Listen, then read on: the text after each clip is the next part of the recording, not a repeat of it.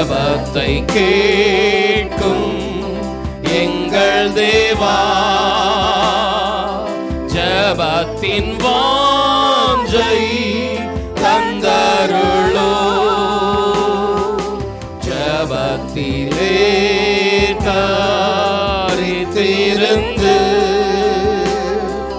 ஜெபத்தின் மேன்மை காண செய்யும்.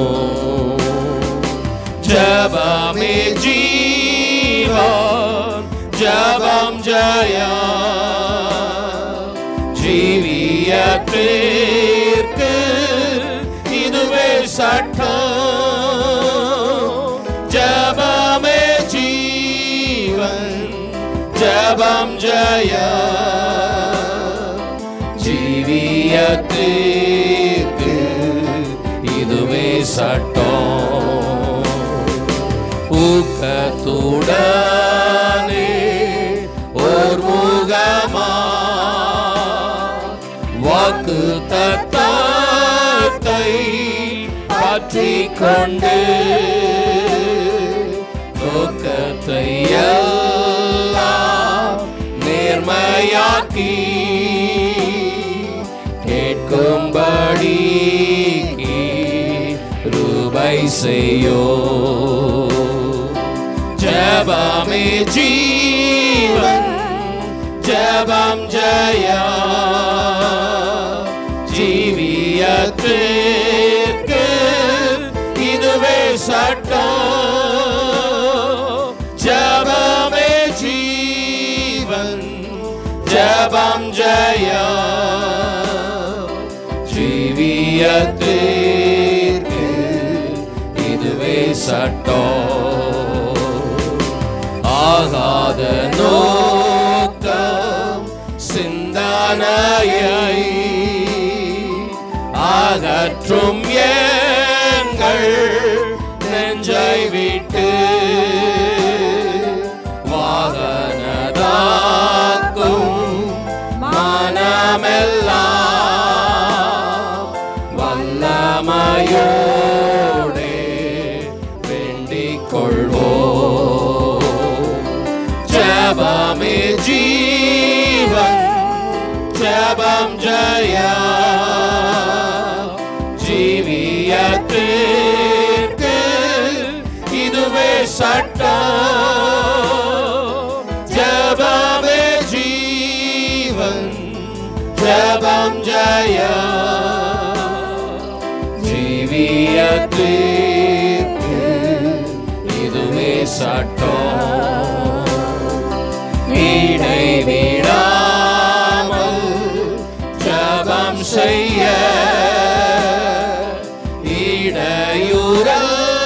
இடையூறெல்லாம் நீக்கிவிடோ. சலிப்பில்லாமல் உந்தன் பாதம் கடைசி மட்டும் காத்திருப்போ. ஜெபமே ஜீவன், ஜெபம் ஜெயம், ஜீவியத்திற்கு இதுவே சட்டம். ஜெபமே ஜீவன், ஜெபம் ஜெயம், ஜீவியத்திற்கு இதுவே சட்டம்.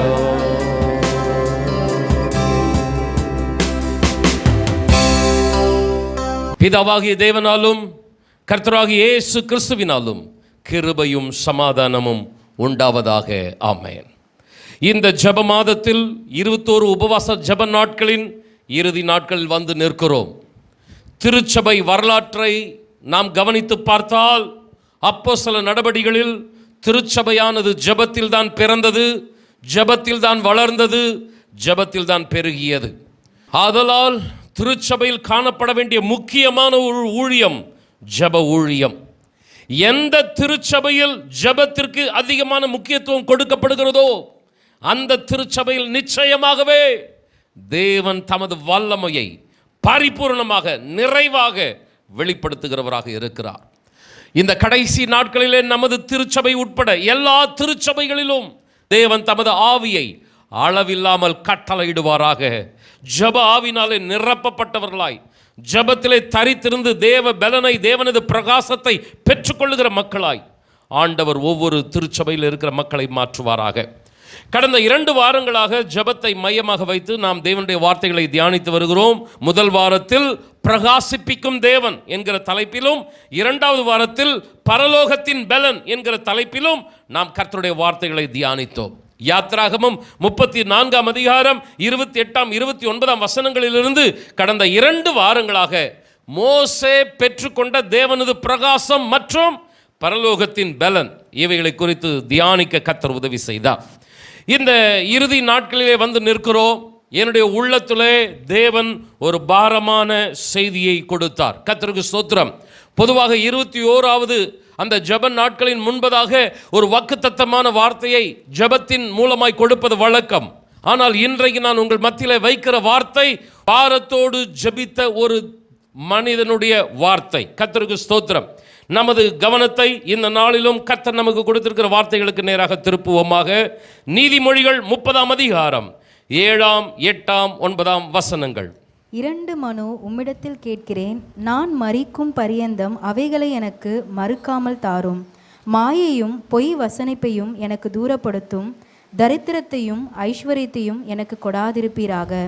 நான் பரிபூரணம் அடைகிறதினால் மறுதலித்து கர்த்தர் யார் என்று சொல்லாத படிக்கும். தரித்திரப்படுத்துகிறதினால் திருடி என் தேவனுடைய நாமத்தை வீணிலே வழங்காத படிக்கும்.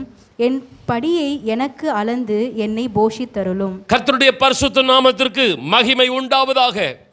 ஆகூர் என்னும் ஒரு தேவதாசர் தேவனுக்கு முன்பாக வைத்த பாரமான ஜெபம், 2 விதமான குறிப்பு, அதைத்தான் இன்றைக்கு நாம் கர்த்தருடைய வார்த்தைகளாக தியானிக்க போகிறோம். அன்பானவர்களே, நீதிமொழிகளில் உள்ள எல்லா அதிகாரங்களையும் ராஜாவாகிய சாலமோன் எழுதவில்லை. நீதிமொழிகளில் 31 அதிகாரங்கள் இருக்கிறது. அதில் 29 அதிகாரம் வரைக்கும் ராஜாவாகிய சாலமோன் எழுதியிருக்கிறார். 30ஆம் அதிகாரத்தை ஆகூர் என்னும் ஒரு தேவனுடைய பிள்ளையும், 31ஆம் அதிகாரத்தை லெமுவேல் என்கிற ராஜாவும் எழுதியிருக்கின்றார்கள். அன்பானவர்களே, சாலமோனின் நாட்களிலே சாலமோன் மாத்திரம் ஞானி இல்லை. நீங்கள் ராஜாக்களின் புஸ்தகத்தை எடுத்து பார்ப்பீர்களானால் அந்நாட்களிலே ஏராளமான ஞானிகள் இருந்தார்கள் என்று ஒரு பட்டியல் போடப்பட்டு அந்த பட்டியலிலே இவர்கள் எல்லாரை காட்டிலும் சாலமோன் ஞானமுள்ளவனாய் இருந்தான் என்று சொல்லப்பட்டிருக்கிறது. ஏராளமான ஞானிகள், அதிலே அதிகமான ஞானத்தை கொண்ட ஒரு சாலமோன். கர்த்தருக்கு ஸ்தோத்திரம். இந்த ஞானிகளுடைய வேலை என்ன என்றால் ஆலோசனைகளை கொடுப்பது, தேவனுடைய வார்த்தைகளை கொடுப்பது, ராஜாக்களுக்கு மறைபொருட்களை வெளிப்படுது. இப்படிப்பட்டவர்கள் தான் ஞானிகள். கர்த்தருக்கு ஸ்தோத்திரம். அன்பானவர்களே, நீதிமொழிகளை தொகுத்து எழுதினவர்கள் மனிதர்கள் என்றாலும் அவர்களுக்குள் இருந்து அவர்களை ஏவி அவர்களை நடத்தின பரிசுத்த ஆவியானவர். ஏராளமான வார்த்தைகள், ஆலோசனைகள் இருந்தாலும் சாலமோனுடைய நீதிமொழிகள், ஆகூரின் நீதிமொழிகள், லெமுவேலின் நீதிமொழிகள், இவைகளை மாத்திரம் தொகுத்து எழுதினார்கள். இன்னும் ஒரு காரியத்தை பார்த்தால், சாலமோன் 3000 நீதிமொழிகளை எழுதினான், 1005 பாட்டுக்களை பாடினான் என்று சொல்லப்பட்டிருக்கிறது. ஆனால் நீதிமொழிகளை நீங்கள் கவனித்து பார்ப்பீர்களானால் 3000 நீதிமொழிகள் அதிலே இல்லை. அப்படி என்றால் தேவையானவர்கள் மாத்திரம் எழுதின வார்த்தைகளை சேர்க்கப்பட்டு இந்த நீதிமொழிகள் தொகுத்து எழுதப்பட்டிருக்கிறது. யார் எழுதினது? நீதிமொழிகள் 25ஆம் அதிகாரம் 1ஆம் வசனம். யூதாவின் ராஜாவாகிய எசேக்கியாவின் மனுஷர் பேர்த்தெழுதின சாலமோனுடைய நீதிமொழிகள். யூதாவின் ராஜாவாகிய எசேக்கியாவின் மனுஷர். கவனிக்க கேட்கிறேன். சவுலுக்கு அடுத்து தாவீது, தாவீதுக்கு அடுத்து சாலமோன், இதுக்கு அடுத்து பல ராஜாக்களுக்கு அடுத்து வந்த ஒரு ராஜா எசேக்கியா ராஜா. இந்த எசேக்கியா ராஜாவின் காலத்தில் மிகவும் அதிகமான முக்கியத்துவம் தேசத்திற்கு, சுற்றிலும் இருக்கிற சத்துருக்களுடைய யுத்தத்திற்கு என்று கொடுக்கப்படாமல் தேவ ஆலயத்திற்காகவும் தேவ ஆலயத்தின் முறைமைகளுக்காகவும் முக்கியத்துவம் கொடுக்கப்பட்டது. எசேக்கியாவின் காலத்திலே பஸ்கா முன்பு எந்த ராஜாக்களின் காலத்திலும் அனுசரிக்கப்படாத அளவுக்கு மிகவும் பிரம்மாண்டமாய் ஆசரிக்கப்பட்டது என்று பார்க்கிறோம். எசேக்கியா ராஜா தேவனது வார்த்தைக்கு, தேவனது ஆலயத்திற்கு முக்கியத்துவம் கொடுக்கிறவனாய் இருந்தான். சொல்லப்போனால் எசேக்கியா காலத்தில் எப்படிப்பட்ட தீர்க்கதரிசிகள் ஊழியம் செய்தார்கள் என்றால், ஏசாயா, மீகா, ஓசியா போன்ற தீர்க்கதரிசிகள் எசேக்கியா ராஜாவின் காலத்திலே ஊழியம் செய்தவர்கள். அன்பானவர்களே, கவனிக்க கேட்கிறேன். எசேக்கியா ராஜா பல ஆட்களை பணியில் அமர்த்துகிறான். அரண்மனைக்கு வேலைக்கு, தேசத்தின் கடமைகளுக்கு, பணிகளில் பல ஆட்களை அமர்த்தும் பொழுது பிரதானமாக தேவனுடைய ஆலயத்திற்கென்று ஆட்களை அரசாங்கத்தின் செலவிலே அமர்த்துகிறான். அப்படிப்பட்ட மனிதர்களை குறித்து தான் வேதம் சொல்லுகிறது. எசேக்கியாவின் மனுஷர் அவர்கள் எல்லாரும் என்ன செய்தார்கள்? வேதத்தை தொகுத்து எழுதினார்கள். பல தோல் சுருள்கள் தான் எழுதப்பட்டது. அந்த தோல் சுருள்கள் எல்லாம் தொகுத்து தொகுத்து தொகுத்து இந்த நீதிமொழிகளை அவர்கள் எழுதினார்கள். அன்பானவர்களே, கர்த்தருடைய நாம மகிமைப்படட்டும். இந்த நீதிமொழிகளை குறித்து அந்த அறிமுகத்தை நான் இப்படி கொடுக்கிறேன். ஆகூர் மாத்திரமல்ல, லெமுவேல் மாத்திரமல்ல, சாலமோன் மாத்திரமல்ல, ஏராளமான பேர் நீதி போதனைகளை கொடுத்தாலும் தேவனால் அங்கீகரிக்கப்பட்ட அந்த வார்த்தைகள் இந்த புஸ்தகத்தில், வேத புத்தகத்தில் இணைக்கப்பட்டு இருக்கிறது. கவனியுங்கள் அருமையானவர்களே. நீதிமொழிகளின் புஸ்தகம் 30ஆம் அதிகாரம் 1ஆம் வசனம். யாக்கேயின் குமாரனாகிய ஆகூர் என்னும் புருஷன் ஈத்தியேலுக்கு வசனித்து ஈத்தியேலுக்கும் ஊகாலுக்கும் உரைத்த உபதேச வாக்கியங்களாவன. அன்பானவர்களை, இந்த முதல் வசனத்தை சுருக்கமாக வைத்துவிட்டு நான் முக்கியமான செய்திக்குள்ளாய் கடந்து போகிறேன். இங்கே ஆகூர் அவர்தான் இந்த 30ஆம் அதிகாரத்தை எழுதியவர் என்று பார்க்கிறோம். யாருக்கு சொல்லி இருக்கிறார்? ஈத்தியேல் மற்றும் ஊகால் அவர்களுக்கு உரைத்த உபதேசங்கள் அப்படின்னு சொல்லப்பட்டிருக்கிறது. ஆகூர் ஒரு டீச்சர், ஈத்தியேல் மற்றும் ஊகால் ஸ்டூடெண்ட்ஸ், மாணாக்கர்கள். ஒரு போதகனாக ஆகூர் தனக்கு கீழாக இருக்கிற மாணவர்களை உருவாக்குகிற அந்த அதிகாரத்தை, அந்த ஆலோசனையை இந்த 30ஆம் அதிகாரத்தில் நாம் பார்க்கிறோம். அருமையானவர்களை கவனியுங்கள். வேதத்தை எழுதினவர்களில் சிலர் சாலமோனை போல பிரபலமானவர்களாக இருக்கலாம். ஆகூர் என்கிற வார்த்தையை நீங்கள் இன்னைக்கு தான் ஒருவேளை கேட்கலாம். ஆகூரை போல வேதத்தை எழுதினவர்கள் மறைந்திருக்கலாம். வேதத்தில் 66 புஸ்தகங்கள், ஏறத்தாழ 40 தீர்க்கர்கள் இந்த வேதத்தை எழுதியிருக்கிறார்கள். யார் எழுதியிருக்கிறார்கள் என்று முக்கியமல்ல.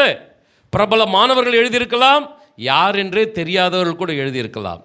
எழுதியவர்களை குறித்த ஆராய்ச்சியை விட்டுவிட்டு என்ன ஆலோசனை நமக்கு கொடுக்கப்பட்டிருக்கிற என்கிற ஆராய்ச்சி தான் நமக்கு மிக மிக முக்கியமானது, நம்முடைய கவனத்தை செலுத்தக்கூடியது. ஏனென்றால் இந்த ஆகூர், இந்த ஈத்தியேல், இந்த ஊகால் யாருன்னு வேதாந்தத்தில் சர்ச் பண்ணி பார்த்தா இந்த 30ஆம் அதிகாரம் 1ஆம் வசனத்தை தவிர இவங்க பேர் வேறு எங்குமே சொல்லப்படவே இல்லை. ஆதலால் அருமையானவர்களே, யார் சொன்னார்கள் என்பதை காட்டிலும் என்ன சொன்னார்கள், அவர்களுடைய கருத்து என்ன என்பதை உள்வாங்கி நாம் வாசிக்கும் பொழுது, தியானிக்கும் பொழுது அது நமக்குள்ளும் ஆழமான தேவனது கிரியைகளை நடப்பிக்கக்கூடியதாக இருக்கிறது. நான் 8ஆம் 9ஆம் வசனம், அதாவது ஆகூரின் ஜெபத்திற்கு போவதற்கு முன்பதாக எத்தனையோ பேர் நீதிமொழிகளை எழுதியிருக்க, ஆகூரை கர்த்தர் ஏன் அவனுடைய வார்த்தைகளை இந்த பரிசுத்த வேதாகமத்தில் இணைத்திருக்கிறார்? ஒரு தகுதி இருக்க வேண்டும் அல்லவா?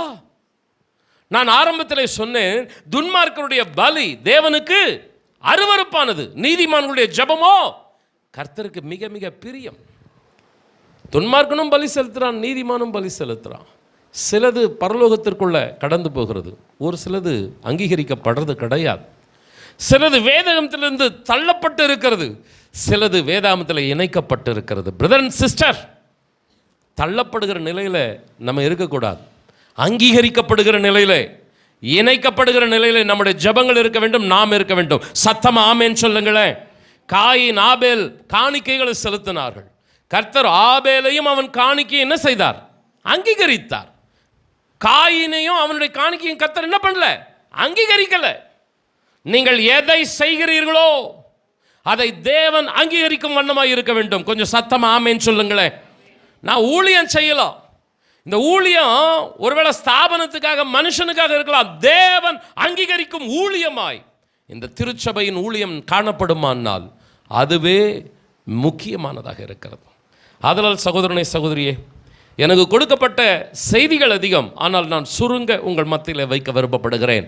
நீங்கள் எதை செய்தாலும் தேவனால் நான் அங்கீகாரம் பெறுகிறேனா என்னை கர்த்தர் அங்கீகரிக்கிறாரா என்பதை கவனித்து செயல்படுங்கள். கர்த்தர் ஆசீர்வதிப்பாராக. முதலாவதாக ஆகூருக்குள் காணப்பட்ட ஒரு தேவனை கவர்ந்த குணம் தாழ்மையுள்ள இருதயம். நீதிமொழிகள் 30ஆம் அதிகாரம் 2, 3 வசனங்கள். மனுஷர் எல்லாரிலும் நான் மூடன், மனுஷருக்கேற்ற புத்தி எனக்கு இல்லை. நான் ஞானத்தை கற்கவும் இல்லை, பரிசுத்தரின் அறிவை அறிந்து கொள்ளவும் இல்லை. அன்பானவர்களே, ஆகூரின் போதனைகளை கர்த்தர் அங்கீகரிக்கிறார். அவைகளை பரிசுத்த வேதாகமத்தில் இணைத்துக் கொள்ளுகிறார். அந்த அளவுக்கு அவனுடைய போதகம் தேவனால் அங்கீகரிக்கப்படக்கூடிய ஞானம் உள்ளவைகளாக தகுதியானதாக இருந்தாலும், இந்த ஆகூருக்குள் இருக்கிற ஒரு குணத்தை பாருங்கள். நான் மனுஷருக்கேற்ற புத்தியை உடையவன் அல்ல, நான் ஞானத்தை கற்கவும் இல்லை, மனுஷர் எல்லாரிலும் நான் ஒரு மூடனாக சாதாரணமான ஒரு நபராக இருக்கிறேன். ஒரு ஹம்பிள் பர்சன், ஒரு தாழ்மையுள்ள ஒரு குணத்தை நம்ம பார்க்கிறோம். தேவனை கவர்ந்த குணம் எது? தாழ்மையின் சுபாவம். உலகம் பாராட்டுகிறது, தேவன் பாராட்டுகிறார். அந்த அளவுக்கு ஞானம் ஆகூருக்குள் இருந்தாலும் அவனுக்குள் இருந்த தாழ்மை மற்ற எல்லாரை காட்டிலும் நான் ஞானம் உள்ளவன் அல்ல, நான் ஒரு சாதாரணமான நபர், தன்னை தேவனுக்கு முன்பாக தாழ்த்துகிறான். நீங்கள் நல்லா கவனிச்சு பாருங்க. தன்னைத்தான் தாழ்த்துகிறவனை கர்த்தர் என்ன செய்கிறாராம்? உயர்த்துகிறாராம். பெருமையா இருக்கிறவனுக்கு கர்த்தர் எங்க இருக்கிறாராம்? தூரமா நிற்கிறாராம். ஆகூருக்கு பக்கத்தில் வந்து நின்னாருமா. அவன் ஞானியா இருக்கட்டும், நல்ல ஜப வீரனா இருக்கட்டும். ஏன்னா ஜபிக்கிறவங்க பக்கத்துல எல்லாம் கர்த்தர் வந்து நின்னார்னு சொல்ல முடியல. லூக்கா 18ஆம் அதிகாரத்தில் 2 பேர் ஜெபம் பண்ணாங்க. ஒருத்தர் பெருமையா ஜெபம் பண்றான், பக்கத்தில் ஆண்டவர் இல்லை. ஒருத்தர் தாழ்மையா ஜெபம் பண்றான், ஆண்டவர் பக்கத்தில் நிற்கிறார். அல்லேலூயா. ஊழியக்காரனோ விசுவாசியோ பெருமையா இருந்தோம்னா கர்த்தர் அங்கீகரிக்கவே மாட்டார். தாழ்மையா இருந்தா தேவன் நம்மை அங்கீகரிப்பார், நாம் செய்கிற காரியங்களை ஆசீர்வதிப்பார். பிலிப்பியர் 2ஆம் அதிகாரம் 3ஆம் வசனம் ஒரு அருமையான ஆலோசனையை கர்த்தர் நமக்கு சொல்லுகிறார். வாசியுங்கள். ஒன்றையும் வாதினாலாவது வீண் பெருமையினாலாவது செய்யாமல் மன தாழ்மையினாலே ஒருவரை ஒருவர் தங்களிலும் மேன்மையானவர்களாக எண்ண கடவீர்கள். மன தாழ்மையினாலே ஒருவரை ஒருவர் தங்களிலும் மேன்மையானவர்களாக எண்ண கடவர்கள். பிரதர் அண்ட் சிஸ்டர், என்னை காட்டிலும் மற்றவங்களெல்லாம் மட்டம் ஒன்று இல்லைன்னு நினச்சா நம்ம அம்பேல். என்னை காட்டிலும் மற்றவர்களுக்குள் ஒரு மேன்மையான ஆசீர்வாதத்தை கர்த்தர் வைத்திருக்கிறார். ஒவ்வொருவரும் மனத்தாழ்மையை உடையவர்களாக தங்களிலும் மற்றவர்களை அதிக மேன்மையானவர்களாக எண்ணும் பொழுது அது தேவனுக்கு பிரியமான ஒன்றாக இருக்கிறது. கர்த்தர் கொடுக்கிற ஆலோசனை கவனிங்க. ஏன் ஆகூரை கர்த்தர் அங்கீகரித்தார்? எத்தனையோ ஞானிகள் இருக்க, எத்தனையோ நீதி போதனைகள் இருக்க, ஆகூரின் வார்த்தைகளை ஏன் பரிசுத்த வேதாகமத்தில் இணைத்தார்? அவனுக்குள்ள இருந்த தாழ்மை. அன்பானவர்களே, நீங்கள் எவ்வளோ பிரில்லியண்ட்டாக இருங்க, எவ்வளோ ஒரு சூப்பர் மேனாக கூட இருங்க, ஆனால் சபைக்குள்ள தேவனுக்கு முன்பாக தாழ்மையாக இருக்கும் பொழுது, மற்றவர்களோடு ஒப்பிடும் பொழுது அடுத்தவர்களும் மேன்மையானவர்களே. எத்தனை பேர் ஆமென் சொல்கிறீங்க? என்னை காட்டிலும் மற்றவர்களெல்லாம் மட்டும் நினைக்காம என்னை காட்டிலும் மற்றவர்கள் உயர்ந்தவர்கள் என்ற நினைவு இருக்கும் பொழுது நிச்சயமாய் தேவனது ஆசீர்வாதம் நம்ம கூட இருக்கும். கொஞ்சம் கவனமாக வார்த்தைகளை உள்வாங்க நான் மிக அன்போடு கேட்குறேன். நம்மெல்லாம் ஜெபிக்கிறோம், நம்மெல்லாம் ஊழியம் செய்கிறோம், நம்மெல்லாம் கொடுக்குறோம், நம்ம நிறைய காரியம் செய்கிறோம். அங்கீகாரம் தேவனிடத்திலிருந்து வரணும். அருமையானவர்களே, கர்த்தர் நம்மோடு கூட இருப்பாராக. சீஷர்கள் தங்களுக்குள்ள சண்டை போட்டுட்டு இருக்கிறாங்க. நீ பெரியவனா, நான் பெரியவனா, நான் சீனியர் தெரியுமா, நீ எனக்கு பின்னாடி வந்தவன் தெரியுமா, ஆண்டவர் எங்கிட்ட தான் நிறைய பொறுப்புகளை கொடுத்துருக்கிறார், உன்னை எதுக்காக கூப்பிட்டுருக்கிறாரா, பயன்படுத்தி இருக்கிறாரா? அவரே வாக்குவாத சண்டை. ஆண்டவர் கூப்பிட்றார், சீஷர்களை கொஞ்சம் வாங்க, உங்களில் யாராவது பெரியவனாக இருக்க விரும்புகிறீங்களா? அவங்க எல்லாருக்கும் எப்படிப்பட்டவர்களாக இருக்கணும்? பணிவிடைக்காரனாக இருங்க. அப்படின்னா என்ன அர்த்தம்? ஒரு பணிவிடைக்காரனுக்குள்ள தாழ்மையின் குணம் இருக்கும், தன்னை தாழ்த்துகிற ஒரு அர்ப்பணிப்பு இருக்கும். மற்றவர்களை மேன்மையாய் நினைத்து நாம் பணிவிடை செய்கிறவர்களாக இருக்கும்போது நமக்குள்ள அந்த பெருமையான குணம் வருவதற்கு வாய்ப்பே இல்லை. ஆண்டவராக இயேசு கிறிஸ்து பெரியவராக, கடவுள் மனிதனாக இந்த உலகத்திற்கு வந்த அளவுக்கு அவர் உயர்ந்தவராக இருந்தாலும் அவர் என்ன பண்ணுறார்? சீஷருடைய கால்களை கழுவி தன்னையே சீஷர்களுக்கு ஒரு முன்மாதிரியாக நிறுத்துகிறார். பிரதர் அண்ட் சிஸ்டர், ஊழியம் என்பது ஒரு பணிவிடை. உங்கள் எல்லாருக்கும், இந்த சபைக்கும் தலைவன் என்கிற நிலையிலே என்னை கர்த்தர் வைத்திருந்தாலும் உங்களை அதிகாரம் செலுத்துவதற்கல்ல, உங்களுக்கு தேவையான பணிவிடைகளை செய்வதற்காகவே தேவன் இப்படிப்பட்ட அதிகாரங்களை வைத்திருக்கிறார், சபையை வைத்திருக்கிறார். ஒருவருக்கொருவர் நாம் உதவி செய்கிறவர்களாக இருக்க வேண்டும். ஆண்டவராக இயேசு கிறிஸ்துவுக்குள்ள இந்த சிந்தை தான் இருந்ததுங்க. 5ஆம் வசனம் சொல்லுகிறது, கிறிஸ்து இயேசுவுக்குள் இருந்த சிந்தையே உங்களிலும் இருக்கக்கூடாது. இதெல்லாம் சொல்லிட்டு மனத்தாழ்மையினால ஒருவரை ஒருவர் நீங்கள் மேன்மையானவர்களாக என்ன கடவீர்கள் அப்படின்னு சொல்லிட்டு, கிறிஸ்து இயேசுவில் இருந்த சிந்தை உங்களிலும் இருக்கணும். இன்றைக்கு கிறிஸ்தவத்தில் இருக்கிற சாபக்கேடு கவனிக்கிறீர்களா? ஒருவருக்கொருவர் அன்பு செலுத்துகிற அந்த குணம் இல்லாய், ஒருவருக்காக ஒருவர் ஜெபிக்கிற, விட்டு கொடுக்கிற, அடுத்தவர்களை மேன்மையாய் கனப்படுத்துகிற அந்த சுபாவம் கிறிஸ்தவத்துக்குள் இல்லாய். வேதம் கற்றுக் கொடுக்கிற, வேதம் எதிர்பார்க்கிற ஆழமான அர்ப்பணிப்பு இன்றைக்கு சபைக்குள்ளாக, தேவ ஜனங்களுக்குள்ளாக இல்லாமல் பெருமையான குணங்கள், சுபாவங்கள் இருக்கிறபடினாலே ஆசீர்வாதங்களுக்கு பதிலாய் சாபங்கள் இன்றைக்கு எங்கு பார்த்தாலும் காணப்படுகிறது. தலைவர்கள் முதற்கொண்டு விசுவாசிகள் வரைக்கும், ஊழியக்காரர்கள் முதற்கொண்டு தேவனது ஜனங்கள் வரைக்கும் இப்படிப்பட்ட தாழ்மையான சுபாவத்தை காணக்கூடாமல் பெருமையான குணத்தை உடையவர்களாக எங்கும் காணக்கூடிய சூழ்நிலை காணப்படுகிறது. பிரதர் அண்ட் சிஸ்டர், கர்த்தர் நமக்கு கிருபைகளை தருவாராக. தாழ்மையிலேயே கடைசி வரைக்கும் கர்த்தருடைய சமூகத்தில் நிற்க கிருபை தருவாராக. தேவ தூதர்களிலேயே சிறப்பானவனாக படைக்கப்பட்டவன் கேரூப். 3 பிரதானமான தூதர்கள், கேப்ரியல், மிகாவேல் அண்ட் கேரூப்.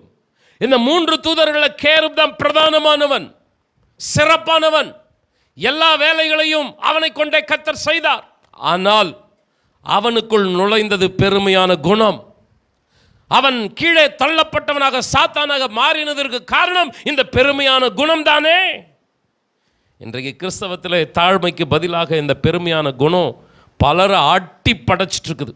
அதனால தான் ஆசீர்வாதங்கள் எட்டாக்கனியாக இருக்கிறது. மற்றவர்களை இழிவாகவும் அற்பாகவும் தங்களை உயர்ந்தவர்களாகவும் நினைத்துகிற காரியம் உலகத்தில் இருக்கலாம்.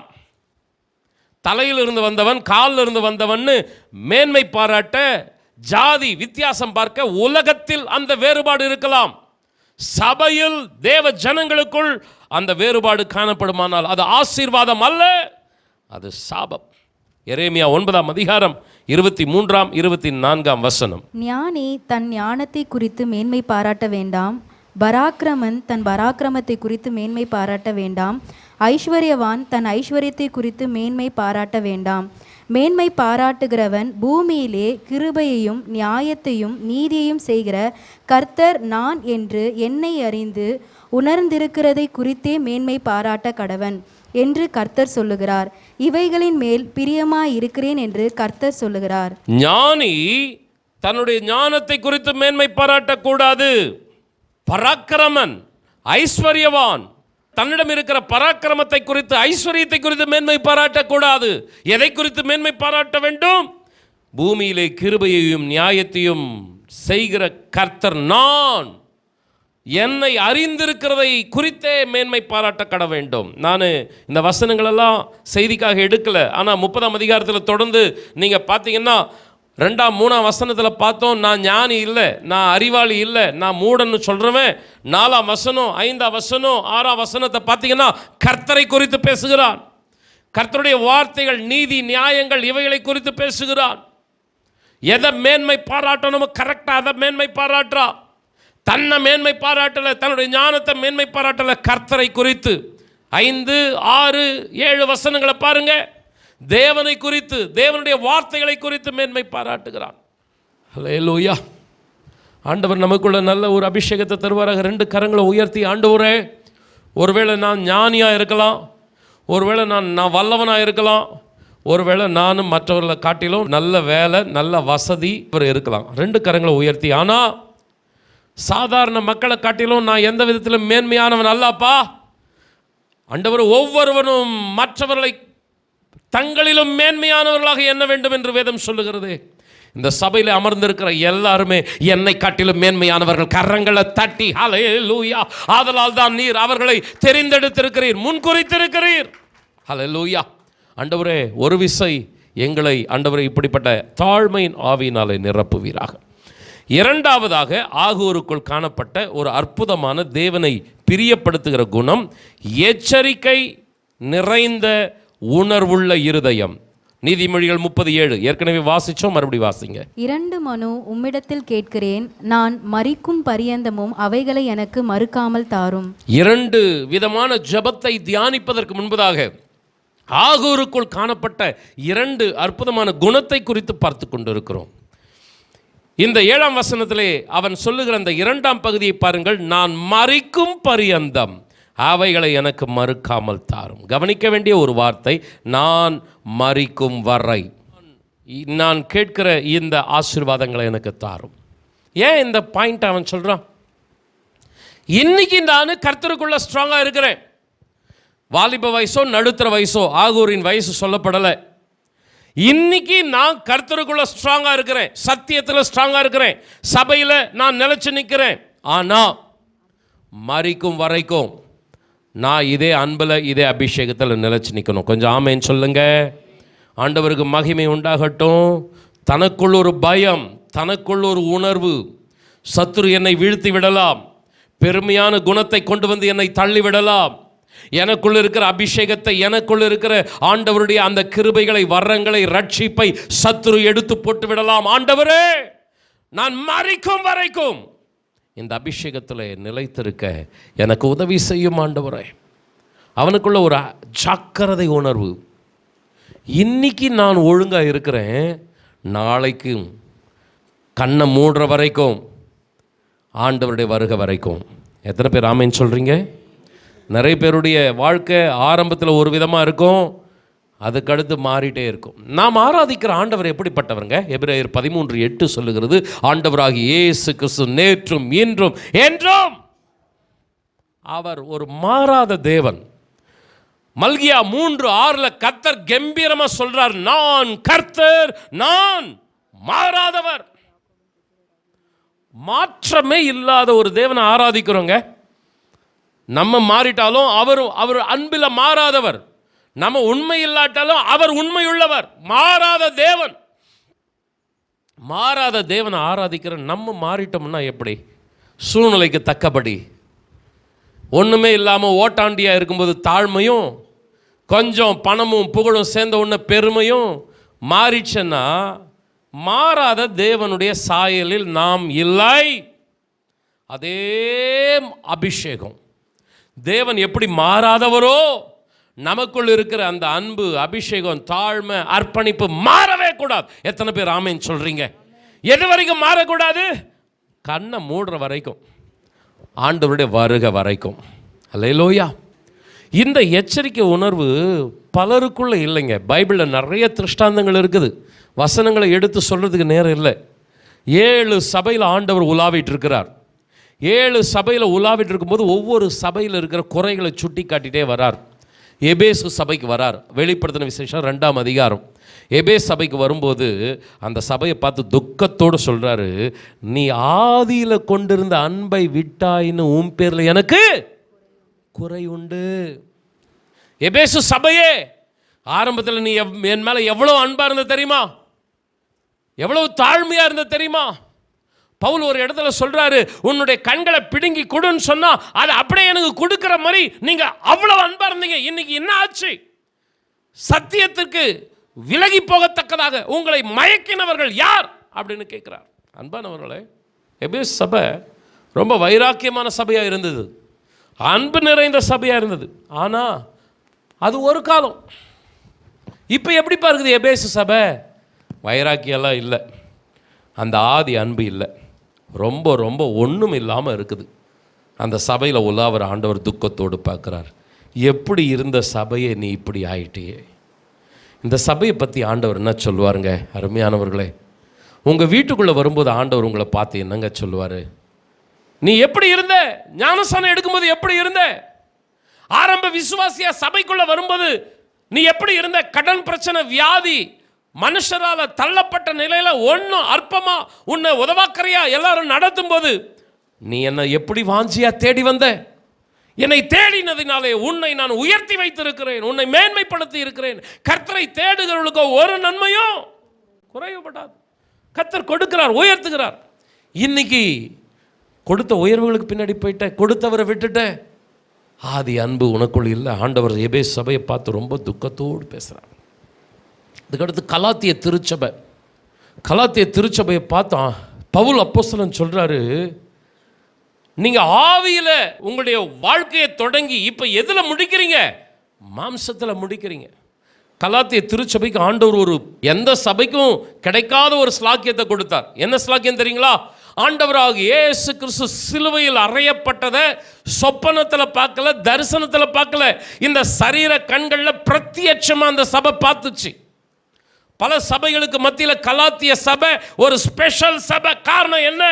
ஆண்டவர் அந்த சபைக்கு தன்னையே வெளிப்படுத்தினார், தன்னுடைய முழு மகிமையை வெளிப்படுத்தினார். எத்தனை சபைக்கு மத்தியில் ஒரு வித்தியாசமான சபை கலாத்திய சபை. இன்னைக்கு அந்த சபை எப்படி இருக்குது? ஆவியில் இருந்த சபை இன்னைக்கு மாம்சத்தில் இருக்கிறது. அந்த சபையை பார்த்து பவுல் சொல்றாரு, இத்தனை நீங்கள் புத்தியினரா, இத்தனை நீங்க முட்டாளா? அப்படின்னா நல்ல கவனிங்க.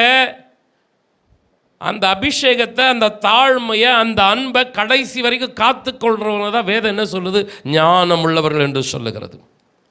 ஆதி அன்பை யார் இழக்கிறார்களோ, பரிசுத்தத்தை இழக்கிறார்களோ, வைராக்கியத்தை இழக்கிறார்களோ, விசுவாசத்தை இழக்கிறார்களோ, அவர்களை பார்த்து வேதம் சொல்லுகிறது புத்தியினனாய் இருக்கிறே அப்படின்னு சொல்லுகிறது. அன்பானவர்களே, உலகத்தின் பார்வையில் நீங்க ஒரு கனத்திற்குரிய நபர், ஹை பொசிஷன், நல்ல ஒரு வேலை, நல்ல அந்தஸ்து. ஆனால் தேவனது பார்வையில் பின்வாங்கி போனவர்கள் எப்படிப்பட்டவங்களா இருக்கிறாங்க? புத்தியினர்களாக இருக்கிறாங்க. 1 கொரிந்தியர் 10:12 வாசியுங்கள். இப்படி இருக்க தன்னை நிற்கிறவன் என்று எண்ணுகிறவன் விழாதபடிக்கு எச்சரிக்கையா இருக்க கடவன். கொரிந்து சபையை பார்த்து பாரத்தோடு கூட பவுல் சொல்றார், இன்னைக்கு நிற்கிறப்பா, இன்னைக்கு நீ ஸ்டாண்ட் பண்ற, இன்னைக்கு நல்ல ஊழியம் செய்கிற, இன்னைக்கு நல்ல விசுவாசியாக இருக்கிற சபையில் கொடுக்கிற, எந்த ஒரு காரியத்தை அறிவிப்பு கொடுத்தாலும் கர்த்தருக்காகன்னு, மனுஷனுக்காக செய்யாமல் கர்த்தருக்காகன்னு ஓடோடி வர்ற செய்கிற, உனக்கு ஒரு எச்சரிக்கை கொடுக்குறேன். நிற்கிற நீ வீழாதபடிக்கு உனக்குள் இருக்க வேண்டிய ஒரு எண்ணம், அந்த ஜாக்கிரதையான இருதயம், அந்த கவனமான உணர்வுள்ள பயம் நிறைந்த இருதயம். இந்த இருதயம் யாருக்குள்ளே இருந்துச்சுங்க? ஆகோருக்குள்ளே இருந்துச்சு. நான் மரிக்கிற வரைக்கும் இந்த தாழ்மையில் இருக்கணும், இதே அன்பில் நிலைச்சு நிற்கணும், இதே அபிஷேகத்தில் நிலைச்சு நிற்கணும். ஆண்டவரே, நான் மாறிடக்கூடாதப்பா. உலகம், மாய, பொய் வசனிப்பு என்னை மாற்றிடக்கூடாது. உம்முடைய வார்த்தைகளை சத்தியம், உம்முடைய வார்த்தைகளை அறிவதையே நான் மேன்மை பாராட்டுவேன். எத்தனை பேர் ஆமேன் சொல்லுகிறீர்கள்? ஞானத்தை மேன்மை பாராட்ட மாட்டேன், எனக்கு கிடைச்ச பராக்கிரமத்தை, எனக்கு கிடைச்ச ஐஸ்வர்யத்தை மேன்மை பாராட்ட மாட்டேன். அந்த வேத வசனம் கரங்களை தட்டி தேவனை அறிந்திருக்கிற அந்த அறிவு, அவர் எனக்கு கொடுத்திருக்கிற ரட்சிப்பு கிருபை, ஆண்டவரே இன்றைக்கு நிற்கிற நான், ஆண்டவர் உம்முடைய வருகை வரை, அல்லது நான் இந்த உலகத்தில் இருந்து உம்முடைய ராஜ்யத்துக்கு வருகிற வரை நான் மாறவே கூடாது. ஆண்டவரே, அந்த அன்பில் நாளுக்கு நாள் பெருகணும், அந்த அபிஷேகத்தில் நாளுக்கு நாள் நான் வளரணும், குறையக்கூடாது. ஆவியில் தொடங்கி மாம்சத்தில் முடிஞ்சிடக்கூடாது. கொஞ்சம் சத்தமா ஆமேன் சொல்லுங்களேன். ஆண்டவர் நம்மோடு கூட இருப்பாராக. கர்த்தருக்கு ஸ்தோத்திரம். ஆகோரின் ஜெபத்திற்குள்ளாய் நான் கவனத்தை செலுத்துகிறேன். 30ஆம் அதிகாரம் 8ஆம் 9ஆம் வசனம் மறுபடி வாசிங்க. மாயையும் பொய் வசனிப்பையும் எனக்கு தூரப்படுத்தும், தரித்திரத்தையும் ஐஸ்வர்யத்தையும் எனக்கு கொடாதிருப்பீராக. நான் பரிபூரணம் அடைகிறதினால் மறுதலித்து கர்த்தர் யார் என்று சொல்லாத படிக்கும், தரித்திரப்படுத்துகிறதினால் திருடி என் தேவனுடைய நாமத்தை வீணிலே வழங்காத படிக்கும், என் படியை எனக்கு அளந்து என்னை போஷித்தருளும். ஒரு அற்புதமான ஜெபத்தை ஆகூர் ஜெபிக்கிறார். செழிப்பு உபதேசக்காரர்கள், ப்ராஸ்பரிட்டி, ஆகூரின் ஜெபம் தவறானது என்று சொல்லுகிறார்கள். ஐஸ்வர்யத்தை எனக்கு தராதிருப்பீராக, தவறான ஜெபத்தை ஆகூர் ஜெபிக்கிறார். இந்த ஜெபத்தை நீங்கள் செய்யாதிருங்கள். இப்படியே பிரசங்கம் பண்றாங்க சபையில். அந்த சபையினுடைய பேர் செழிப்பு உபதேசத்தின் சபை. பேர் வேறு மாதிரி இருக்கும், ஆனால் அந்த உபதேசம் செழிப்பு. என் ஜனங்களெல்லாம் எப்படி இருக்கணும்? ரொம்ப ரொம்ப செழிப்பாக இருக்கணும். அப்படியா? ஆண்டவர் செழிப்பை மாத்திரம்தான் வாக்குப்படுத்தி இருக்கிறாரா? பாடுகள், போராட்டங்கள், உபத்திரவங்கள், தரித்திரத்திலும் உண்மையாய் இருக்கிற ஒரு ஆழமான அர்ப்பணிப்பு, இதையெல்லாம் ஆண்டவர் சுட்டி காட்டவில்லையா? அன்பானவர்களை, கவனம் தேவை.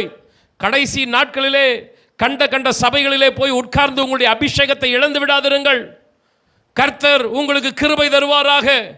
கடைசி வரைக்கும் தேவனது அன்பில், அந்த சத்தியத்தில் நிலைத்திருக்க ஆண்டவர் எனக்கு போதித்தவர், என்னை எச்சரித்தவர், உங்களையும் எச்சரித்து நடத்துவாராக. அன்பானவர்களே, இந்த ஒரு வார்த்தையை சொல்லிட்டு நான் மறுபடியும் ஆகூரின் ஜெபத்துக்குள்ள வருகிறேன். எது ஐஸ்வர்யம்? செழிப்பு உபதேசக்காரர்கள் சொல்லுகிறார்களே, ஒரு வசனத்தை அவங்க மேற்கோள் கொட்டுவாங்க. 2 கொரிந்தியர் 8:9. நம்முடைய கர்த்தராகிய இயேசு கிறிஸ்துவின் கிருபையை அறிந்திருக்கிறீர்களே, அவர் ஐஸ்வர்யம் உள்ளவராயிருந்தும் நீங்கள் அவருடைய தரித்திரத்தினாலே ஐஸ்வர்யவான்கள் ஆகும்படிக்கு உங்கள் நிமித்தம் தரித்திரரானாரே. உங்களை ஐஸ்வர்யவான்களாக மாற்றுவதற்கு ஆண்டவர் தரித்திரரானார். நீங்கள் எல்லாம் பணக்காரர்களாக இருக்கும்படிக்கே ஆண்டவர் உங்களுக்காக ஏழையாக இந்த உலகத்தில் வெளிப்பட்டார். சூப்பரா இருக்கு பிரசங்கம் பண்றதுக்கு. அல்லேலூயா. நீங்க எல்லாம் நல்ல ஆடி கார்ல, பென்ஸ் கார்ல போறதுக்காகவே அவர் கந்தை துணியிலே, அந்த மாட்டு கொட்டையிலே வெளிப்பட்டார். நல்லா இருக்கும் பிரசங்கம் கேட்கறதுக்கு, சூப்பரா இருக்கும். எது ஐஸ்வர்யம், எது தரித்திரம்? எது தேவனது தரித்திரம், எது நம்முடைய ஐஸ்வர்யம்? அன்பானவர்களே, ஆண்டவராக இயேசு கிறிஸ்து பிதாவுக்கு சமமாக பரலோகத்தில் வீற்றிருந்தார். தேவனாக அவர் வீற்றிருந்தார். ஆனால் மனிதர்களை ரட்சிக்கும்படியாக இந்த வசனம் சொல்லுகிறதே, நாம் ஐஸ்வர்யவான்களாக மாறும்படி ஆண்டவர் தரித்திரரானார். என்ன தரித்திரரானாரு? அந்த பரலோக மகிமை, அந்த பரலோக மேன்மை, கனம், அதெல்லாம் விட்டுட்டு சாதாரண மனிதனாக, அடிமையின் சாயலாக இந்த உலகத்தில் வெளிப்பட்டார். இந்த உலகத்தில் ஆண்டவர் வெளிப்பட்ட அந்த சாதாரண மானிட பிறப்பு தான் தரித்திரம்.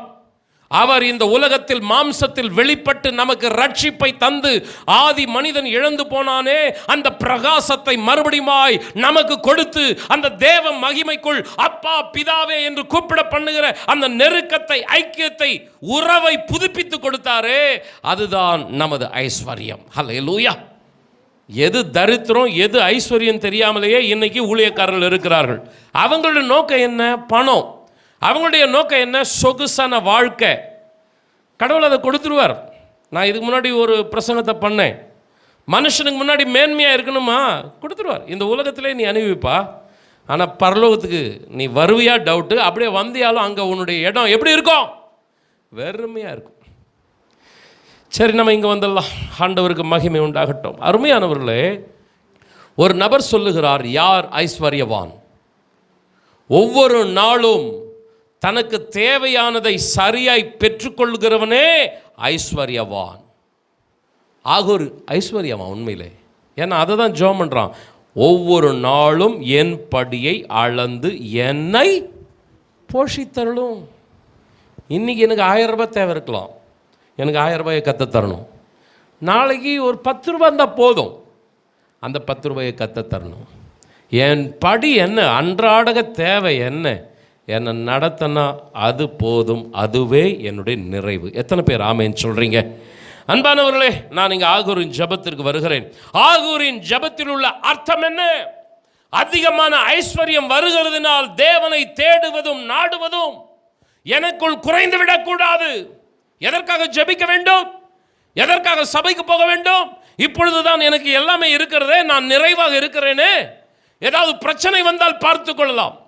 ஆரம்பத்திலே வெறுமையிலே, தாழ்மையிலே, கடனிலே, கஷ்டத்திலே கர்த்தரை வாரந்தோறும் தேடி ஓடி வந்தவர்கள், உபவாச ஜெபம் என்றால் தாகமாய் ஓடோடி வந்தவர்கள், இன்னைக்கு கொஞ்சம் எல்லாமே சூழ்நிலை மாறிட்ட பின்னாடி என்னத்துக்கு ஜெபம்? அது கஷ்டப்படுறாங்க பாருங்க. அவங்க போய் ஜெபம் பண்ணட்டும். ஆராதனையா எப்பாவது ஒன்று, கிறிஸ்மஸ்க்கு போய்க்கலாம், நியூ இயர்க்கு போய்க்கலாம், எப்பாவது இந்த கம்யூனியன் சர்வீஸ்க்கு போய்க்கலாம்.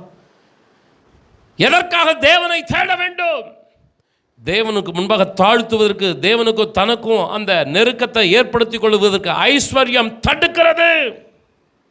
இளம் ஊழியக்காரன் தீமோத்தேயு பவுல் அந்த தீமோத்தேயுக்கு சொல்லுகிறார், பண ஆசை எல்லா தீமைக்கும் வேறாய் இருக்கிறது. சிலர் அதை இச்சித்து விசுவாசத்தை விட்டு வழுவி போனார்கள். நீயோ தேவனுடைய மனுஷனே, இவைகளை விட்டு ஓடு. நீதி, தேவபக்தி, விசுவாசம், அன்பு, பொறுமை, சாந்த குணம் இவைகளை அடையும்படி நாடு. விசுவாசத்தில் நல்ல போராட்டத்தை போராடு, இதற்காகவே நீ அழைக்கப்பட்டாய். இதை சொல்றதுக்கு முன்னாடி முந்தின வசனங்களை சொல்றார், போதும் என்கிற மனதுடனே கூடிய தேவ பக்தியே மிகுந்த ஆதாயம். பிரதர் சிஸ்டர், வளரக்கூடிய ஊழியக்காரனுக்கு பவுல் அழகாக கற்றுக் கொடுக்கிறார். வளரக்கூடிய அன்பு விசுவாச மக்களே, போதும் என்கிற மனம் நமக்குள்ளே இருக்கணும். இன்னும் இன்னும் இன்னும் இன்னொன்று நம்முடைய வாழ்க்கையில் தேவனை விட்டுட்டு தேடுகிற ஐஸ்வர்யம் சஞ்சலத்தையும் வருத்தத்தையும் கொண்டு வரும். வேதம் சொல்லுகிறது, கர்த்தர் தருகிற ஆசீர்வாதமான ஐஸ்வர்யத்தில் வேதனை இருக்காது. எத்தனை பேர் ஆமேன்னு சொல்கிறீங்க? அப்பன்னா தேவனை விட்டுட்டு தேடுகிற ஐஸ்வர்யம் வேதனையை கொண்டு வரும். பொருள் பெருகினா அதை தின்கிறவர்கள் பெருகுவார்கள். உங்ககிட்ட பொருள் பெருகிறது மாதிரி இருக்கும், உங்ககிட்ட தின்னுட்டு போகிற கூட்டமும் பெருகிடும். வர்றது மாதிரி இருக்கும், நிற்காது. படியை அளந்து எதுக்கு இது அப்பனா அதிகமாக வானான்றது இல்லை, எனக்கும் தேவனுக்கும் இடைவெளி வந்துவிடக்கூடாது. எத்தனை பேர் ஆமேன்னு சொல்கிறீங்க? அல்லேலூயா. பவுல் அப்போஸ்தலனோடு கூட இருந்த தீமோத்தேயு இந்த ஆலோசனையில் கேட்டுட்டு அப்படியே தன்னை நல்ல ஒரு வளருகிற ஒரு ஊழியக்காரனா, ஒரு வாலிபனா தன்னை தாழ்த்தினான். ஆனால் எல்லாரும் பவுலுடைய பிரசங்கத்தை கேட்டாங்களா அப்படின்னா இல்லை. தீமோத்தேயு எப்படி பவுலுக்கு பக்கத்தில் ரைட் ஹேண்டாக இருந்தானோ அதுபோல் தேமா என்கிற ஒரு நபரும் பவுலுக்கு ஒரு ரைட் ஹேண்டாக இருந்தான். ஆனால் அவனுக்கு கொஞ்சம் கூழுக்கு ஆசை, மீசைக்கு ஆசை. அவனுக்கு ஆண்டவரும் வேணும், உலகமும் வேணும். ஒரு மனுஷன் ரெண்டு எஜமானுக்கு ஊழியம் செய்ய முடியாதே, ஆண்டவருக்கும் உலகத்துக்கும். ஆனால் இந்த தேமாவுக்கு ஒரு ஆசை. அப்படியே கொஞ்சம் அப்படி எட்டி எட்டி பார்த்தான், போயிட்டான். பிலேயாம் பார்த்தீங்களா, நல்ல தீர்க்கதரிசி. அவன் வாயை திறந்த அவ்வளோ அருமையாக வேத வார்த்தை வரும். ஆனால் உள்ளத்தில் ஒரு ஆசை, பணம் பணம் பணம். அபிஷேகம் கெட்டுப்போச்சு. யூதாஸ் காரியத் நல்ல ஒரு பொறுப்புள்ளவன், கரெக்டாக அந்த பண நிர்வாகம் சூப்பராக மேனேஜ் பண்ணுவான். மற்றவங்க கையாவது ஓட்டக்கை, யூதாஸ் கையில் பணத்தை கொடுத்தா கரெக்டாக ஹேண்டில் பண்ணுவான். ஆண்டவர் அவனை செலக்ட் பண்ணி வச்சார். ஆனால் அவனுக்குள்ளே இருந்த பண ஆசை எவ்வளோ மேன்மையான ஊழியத்தை விட்டுட்டு அவனை வெளியே கொண்டு போயிடுச்சு. பிரதர் அண்ட் சிஸ்டர், சொல்லிகிட்டே போகலாம். பணம் தேவை, ஆனால் பண ஆசை அப்படியே நம்மளை அழைச்சிட்டு போயிட்டே இருக்கும். இல்லாத பொருட்களின் மீது கண்களை பறக்க விடுகிறது. நம்மளை ஒரு நிலையற்று அலைகிற குருவியை போல நம்மளை கூட்டிகிட்டு போயிடும். வளருகிற விசுவாசியே, திருச்சபையே, உங்களுடைய மனது ஆகூரின் மனதாக இருக்கட்டும். கர்த்தருக்கு ஸ்தோத்திரம். ஆகூருக்குள்ளே இருக்கிற இன்னொரு ஜெபத்தை பார்த்து நம்ம முடிக்கலாம். மிகுதியான தரித்திரத்தை எனக்கு கொடாதிருப்பீராக. தரித்திரம், மிகுதியான ஐஸ்வர்யமும் ஆனால் மிகுதியான தரித்திரமும், அட்ட தரித்திரம்னு சொல்லுவாங்க. அப்படின்னா என்ன அர்த்தம்? ஒன்றுமே இல்லை, சாப்பிட்றதுக்கு பிச்சை எடுக்கிற நிலை. அந்த அளவுக்கு எனக்கு வேணாம் ஆண்டவரே. ஆண்டவருடைய கிருபையினால் சொல்லுகிறேன், அப்படி ஒரு வீட்டையும் கர்த்தர் வைப்பதே இல்லை. எத்தனை பேர் ஆமேன்னு சொல்லுகிறீர்கள்? ஒருவேளை ஆண்டவர் அறிந்து கொள்வதற்கு முன்பதாக உங்களுக்கு சாப்பாட்டுக்கு கஷ்டமாக இருந்திருக்கலாம். ஆனால் இன்றைக்கு கர்த்தர் படியை அளந்து கர்த்தர் போஷிக்கிறார். சத்தமாக ஆமேன்னு சொல்லுங்களேன். கரங்களை தட்டி கர்த்தருக்கு நன்றி செலுத்துங்களேன். ஹல்லேலூயா. ஆண்டவர் ஒருபோதும் நம்மை வெறுமையை விடுகிறவர் அல்ல. அப்போனா என்னது இது? தரித்திரம். தரித்திரம் என்ன பண்ணும்? நம்மளை தேவனை குற்றப்படுத்த ஆரம்பிச்சிடும். நான் இவ்வளோ ஜெபம் பண்ணி என்ன பிரயோஜனம்? நான் விருதாவாகவே என் கைகளை சுத்தம் பண்ணுகிறேன். யாக்கோபு சொல்லுகிறான், வீணும் வியர்த்ததுமாகவே நான் உழைக்கிறேன். மனதில் ஒரு சஞ்சலம் வரும். அது தேவனை குற்றப்படுத்துகிற ஒரு குற்ற வார்த்தைகளாக மாறிடும்.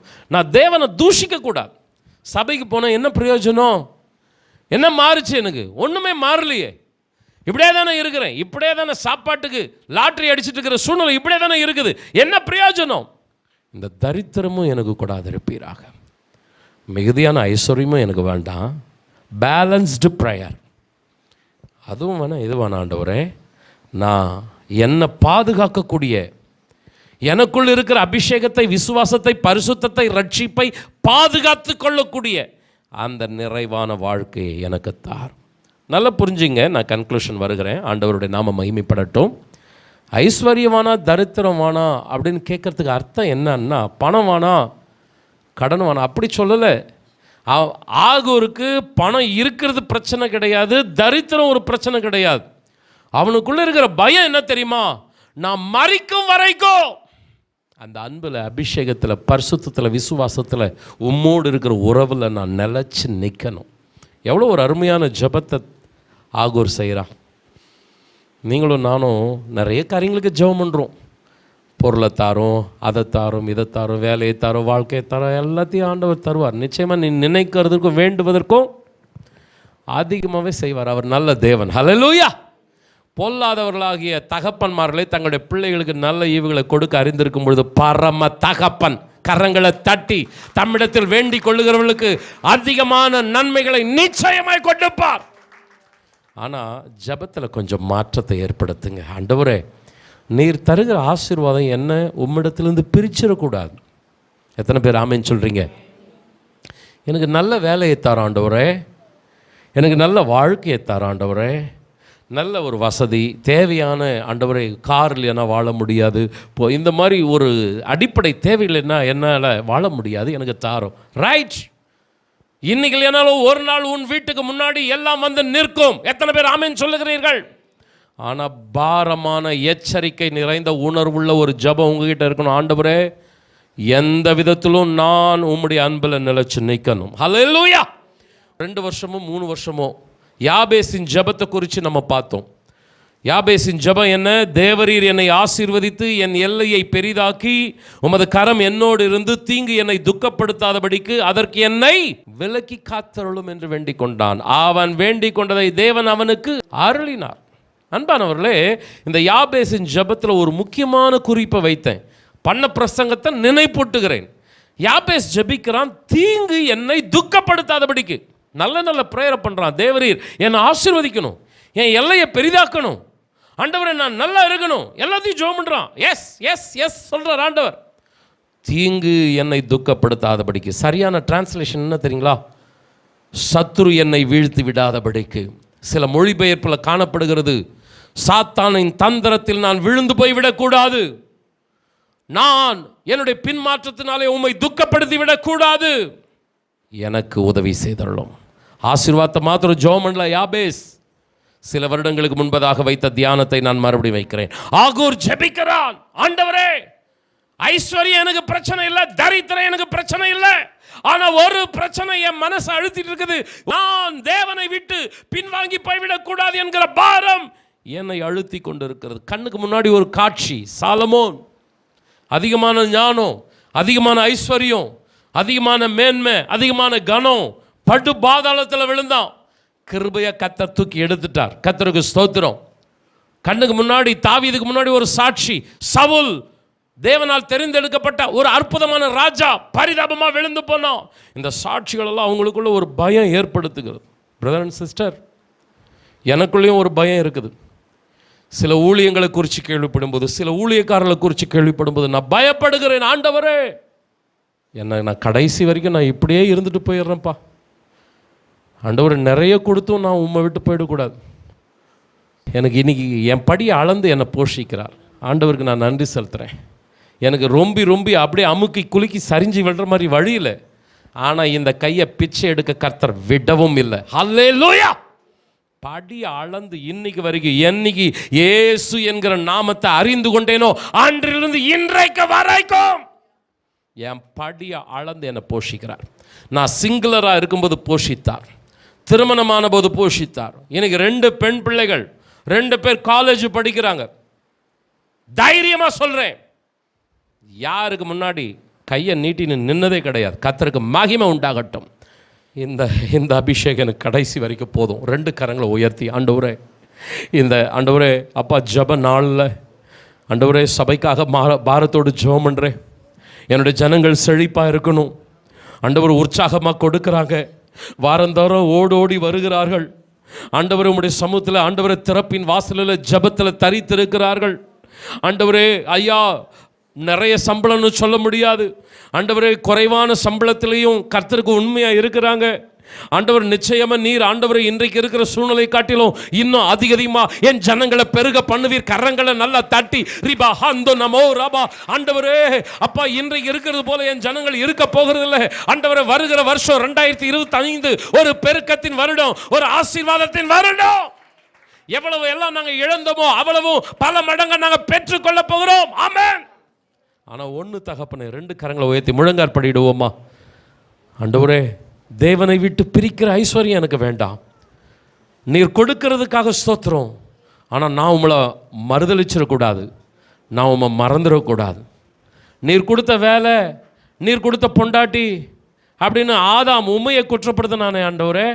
அப்படி குடும்பத்தையும் ஆண்டவரே நீர் கொடுத்த பொறுப்புகளையும் சாக்க போக்க சொல்லி உண்மை விட்டு நான் தூரம் போயிடக்கூடாது. எனக்கு பொறுப்புகள் முக்கியம்தான், எனக்கு குடும்பம் முக்கியம்தான். ஆனால் அதை காட்டிலும் எனக்கு நீர் முக்கியம். கரங்களை தாட்டி ஹல்லேலூயா ஹல்லேலூயா ஹல்லேலூயா ஹல்லேலூயா. ஆண்டவரே உதவி செய்வீராக. பவுல் அப்போஸ்தலனுக்குள்ள இந்த ஆழமான அர்ப்பணிப்பு இருந்தது. மரணமானாலும் ஜீவனானாலும், தேவ தூதர்களானாலும், அதிகாரங்களானாலும், வல்லமைகளானாலும், நிகழ்காரியங்களானாலும், வரும் காரியங்களானாலும். 39ஆம் வசனத்தில் பார்த்தீங்கன்னா, உயர்வானாலும் தாழ்வானாலும் வேற எந்த சிருஷ்டியானாலும் கர்த்தராகிய இயேசுவில் மேலுள்ள அன்பை விட்டு நம்மை பிரிக்க மாட்டாதென்று நான் உறுதியாக நிச்சயித்திருக்கிறேன். 2 கரங்களை உயர்த்தி, ஒருவேளை ஐஸ்வர்யம் போல உயர்வு வந்தாலும் சரி, தரித்திரம் போல தாழ் வந்தாலும் சரி, ஆண்டவரே ஜீவன் போன்ற ஆசீர்வாத பாதையாக இருந்தாலும் சரி, மரணம் போன்ற கண்ணீரின் பாதையாக இருந்தாலும் சரி, கரங்களை தட்டி எந்த பாதையா இருந்தாலும் என்னையும் கிறிஸ்துவையும் விட்டு ஒருவராலும் பிரிக்க முடியாது. இந்த 21 நாட்கள் உபவாச ஜபத்தில் ஒரு வாக்குத்தத்த செய்தியோடு கூட முடிக்காம, ஒரு எச்சரிப்பின் செய்தியோடு, ஒரு உணர்வுள்ள ஆழமான அர்ப்பணிக்கிற ஒரு ஜபத்தின் சிந்தையோடு கூட இந்த நாட்களில் நம்முடைய சமூகத்தில் வந்து நிற்கிறோம். அந்த ஆகூரை போல நாங்கள் கவனமாக ஜபிக்கணும்.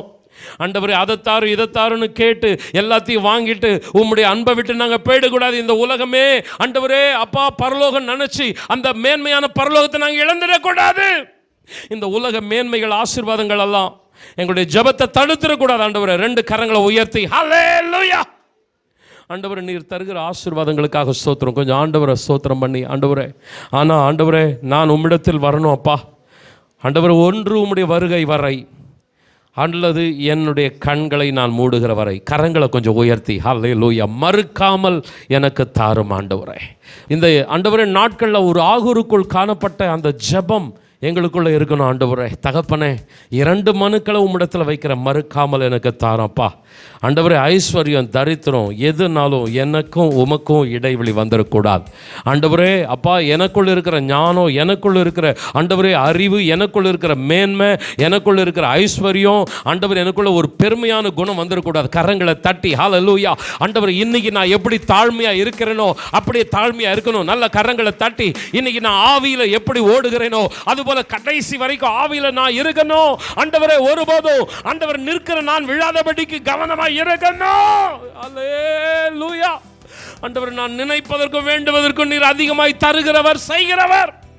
ஆண்டவரை பொல்லாத தகப்பனை நல்ல இவுகளை கொடுக்கும்போது பரம தகப்பன் நிச்சயமாய் நான் நினைத்ததற்கும் வேண்டுவதற்கும் அதிகமா நீர் எனக்கு தரப்போகிறீர். ஆனா ஒரு மன்றாட்டப்பா, ஒரு மன்றாட்டு ஆண்டவரே, எனக்கும் உமக்குள்ள உறவு ஆண்டவர் எந்த சூழ்நிலையினாலும் யாராலும் ஆண்டவரே ஒரு பொருளோ உலக காரியங்களோ அல்லது மனுஷனோ உறவுகளோ எதுவும் எனக்கும் உமக்கும் ஆண்டவர் இடைவெளியை ஏற்படுத்தி விடக்கூடாது. கரங்களை தட்டி ஆண்டவரே நான் உம்மை நேசிப்பேன், நான் உம்மை நேசிப்பேன், உம்மையே நான் நேசிப்பேன், உம்மையே நான் நேசிப்பேன், நான் பின் திரும்பேனே உம் சந்நிதியில் முழங்காலில் நின்று உம் பாதையில் நான் நடந்திட்டால் இன்னல் துன்பமே வந்தாலும் நான் பின் திரும்பேனே. சொல்லுங்க எல்லாரும் கரங்களை உயர்த்தி, உம் சந்நிதியில் முழங்காலில் நின்று உம் பாதையில் நான் நடந்திட்டால் இன்னல் துன்பமே வந்தாலோ நான் பின் திரும்பினே. உம்மையே நான் ஆராதிப்பே, உம்மையே நான் ஆராதிப்பே, உம்மையே நான் ஆராதிப்பே.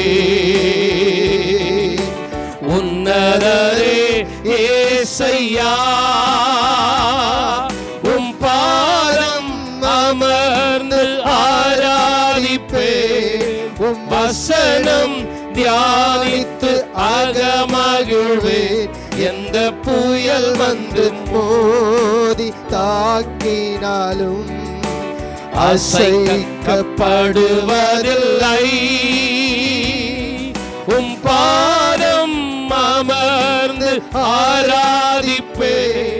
உம் வசனம் தியானித்து அகமகிழ்வே. எந்த புயல் வந்து மோதி தாக்கினாலும் அசைக்கப்படுவதில்லை.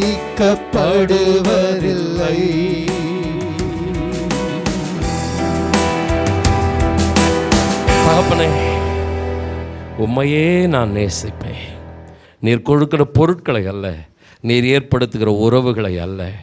இவைகள் எனக்கு இரண்டாம். ஆண்டவரே, உம்மையே நான் ஆராதிப்பேன்.